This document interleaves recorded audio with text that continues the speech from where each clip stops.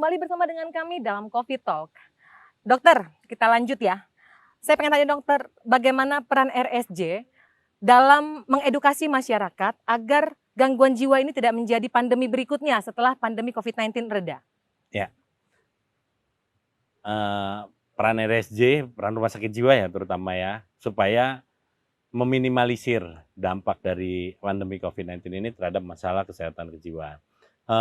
Sudah beberapa kali, saya juga udah pernah ikut ya, itu di rumah sakit jiwa seringkali diadakan pemberian informasi. Pemberian informasi. Yang pertama adalah melalui pamflet-pamflet di rumah sakit jiwa itu sendiri.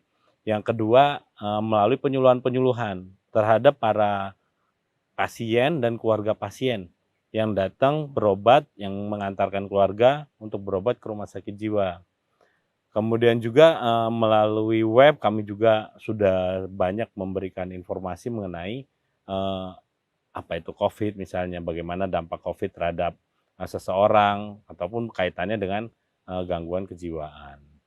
Jadi memang kalau dari rumah sakit jiwa sendiri mungkin kalau bergerak ke arah luar itu mungkin belum terlalu banyak, tapi langkah-langkah yang sudah dilakukan memang sudah cukup bagi rumah sakit jiwa atau bagi pelayanan di rumah sakit jiwa itu.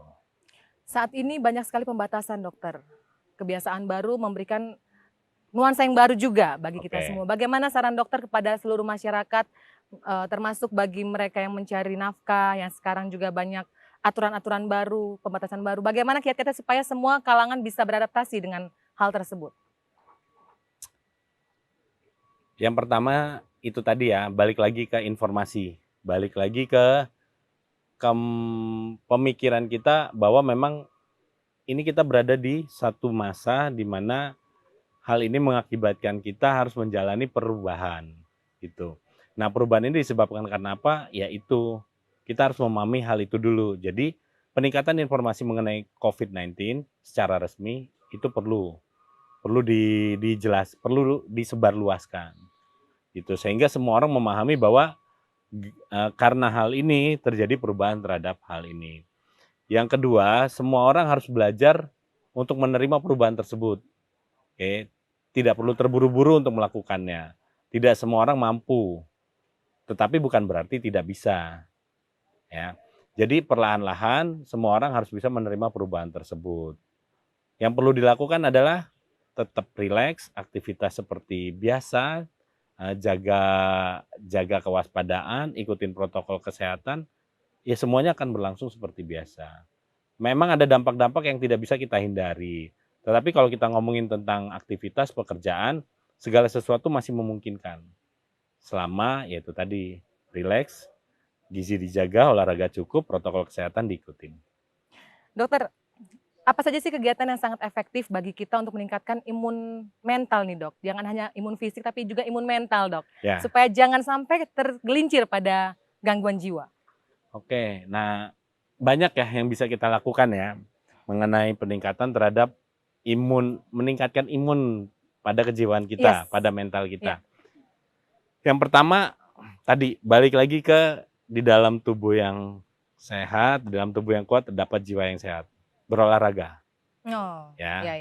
Tubuh yang sehat itu akan menghasilkan jiwa yang sehat juga, itu benar.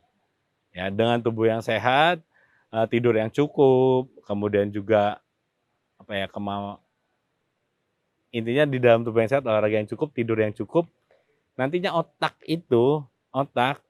akan mampu bekerja dengan sebagaimana mestinya. Seperti sehari-hari kita sebelum ada COVID ini. Yang tadinya kita mungkin ketakutan kalau otak kita bisa bekerja secara maksimal, tentunya kemampuan otak untuk mengatasi ketakutan tersebut sama seperti yang sebelum-sebelumnya. Jadi kita akan menjadikan COVID ini walaupun ada ketakutan seperti masalah harian-harian tertentu seperti sebelumnya gitu. Terus yang kedua, banyak berinteraksi dengan orang lain. Ya memang ada pembatasan benar. Tetapi teknologi juga semakin berkembang gitu. Tadi kita udah sempat ngomongin tentang usia lanjut, dukungan sosial. Nah ini ya, jangan kita mengisolir diri kita sendiri. Kita harus tetap melakukan interaksi. Bisa dengan cara misalnya ya video call kalau memang jauh. Kalau memang dekat kita bisa ketemu kok.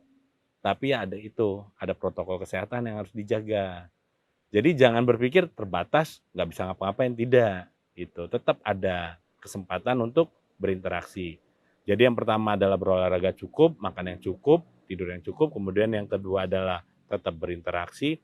Yang ketiga, jangan membiarkan diri terhanyut di dalam informasi-informasi yang menghanyutkan. Informasi-informasi yang tidak baik, yang tidak benar mengenai COVID-19. Memang menakutkan, tetapi bukan berarti tidak bisa dihadapi. Kita harus memilih informasi-informasi tersebut, gitu. Baik. Ya. Dokter, selama ini kita lihat bahwa kesehatan fisik memang didukung penuh ya oleh pemerintah. Kalau kesehatan mental bagaimana, Dok? Adakah dukungan-dukungan khusus dari pemerintah, terutama selama masa pandemi ini? Eh, kalau kita ngomong sepertinya hanya masalah fisik, hanya gangguan fisik yang benar-benar difokuskan oleh pemerintah, saya rasa sih kurang tepat juga ya. Soalnya dari apa yang sudah yang sudah disebutkan, untuk pelayanan terhadap kesehatan jiwa sendiri di Indonesia itu sejak dari awal sampai sekarang sudah semakin banyak peningkatannya. Itu. Jadi kalau memang kita berbicara mengenai dukungan terhadap gangguan kejiwaan, sudah cukup banyak yang diusahakan oleh pemerintah. Itu.